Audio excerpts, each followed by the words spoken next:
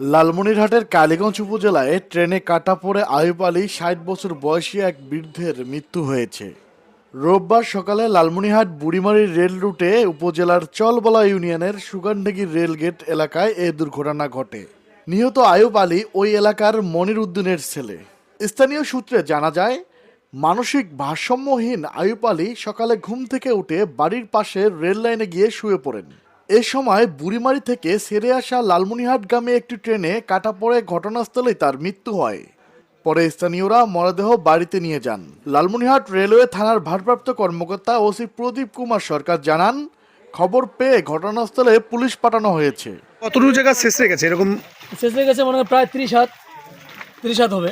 এইটুকু জায়গা মানে ওই জায়গায় এসে ও দৌড়ে এসে শুয়ে পড়ছে। ওর তো কোনো সেন্স নাই। ও গাড়ি দেখছে, ও কি ট্রেনের নিচে এসে শুয়ে পড়ছে? শুয়ে পড়ছে আর এইটা শেষ হয়ে মনে হয় 30 হাত জায়গা। এই 30 হাতে কিন্তু শরীরের বিভিন্ন খণ্ড বিখণ্ড করে আছে। আর পুরো বডিটা একদম টুকরা করে শুধু মাংস, মানে কোনো মানুষ হিসেবে কোনো চিহ্ন তার নাই। আর শুধু মাংসগুলো দেখা যাচ্ছে এতটুকু। একটা কাপড় পরা ছিল, লুঙ্গি ছিল, লুঙ্গিটা আছে এরকম টোপলা হয়ে গেছে লুঙ্গিটার সাথে। আবার এই এটা থেকে এই জায়গাটা নেই, আর হাতটাই এইভাবে আছে চামড়ার উপরে। আর আসি দেখি একেবারে এমন মানে কোনো বোঝা যায় না বলে এটা মানুষ নাকি, মাংস টোপলা হয়ে গেছে, মাংস একটা টোপলা হয়ে গেছে। আমরা বলে সবাইগুলো ধরাধরি করে যে জড়াজড়ি করলাম, করিয়ে ওই ওনার ভাই আসিয়ে মনে করেন সবগুলো একটা পালা করিয়ে এই যে ফেরা নিয়ে আসি এখানে রাখা হলো।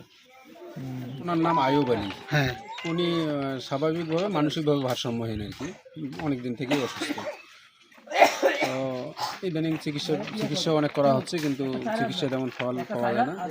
ওনাকে যতক্ষণ পর্যন্ত নিজের আয়ত্তে রাখা যায় ততক্ষণ পর্যন্ত বাড়ির রাখে, কিন্তু আজকে খাওয়া দাওয়ার পরে সে মানে তার মেয়ে ওই বাথরুমে গেছে, এই সময়ের মধ্যে সে দৌড়ে এসিয়া ট্রেনে ওই সময় আছে আসিয়া রেলগাড়ির মধ্যে পড়ে গেছে। এই কোন ছেলে বাপ শেষ হলো, মারা গেল। আমি দৌড় দিয়ে আসি দেখি এইখানে ধাক্কা পড়িয়েছে। পরে শুনলাম যে পাগল পড়ি মারা গেল। আমি তো সিদ্ধি করলাম, তখন লোকজন উঠে আসলো। আইসের পরে তো সবাই মিলে ছবি তুলে নিল। খাওয়া দাওয়া করলো, খাওয়া দাওয়া করতে করতে দেখে ট্রেন গুট বেনেছে। এদিক মধ্যে বেনে বাড়ির থেকে এসে দৌড়ি এসে এর লাইনে পড়ে গেল। আমার একটা টাচপেন ভেঙে ফেলাইছে, তাকে শিকল দিয়ে রাখতে হয়, খালি গলায় ফাঁসি দেয়। কতদিন থেকে তাকে শিকল দিয়ে বেঁধে রেখেছেন? আজকে অনেকদিন ধরে, প্রায় 1-1.5 মাস হবে। 1-1.5 মাস হবে। আজকে কিভাবে মারা গেল উনি? আজকে যে ট্রেন গাড়িতে চলে গেছে কখন জানি, কইতে পারি না। KL Bangla news, Kaliganj, Lalmonirhat.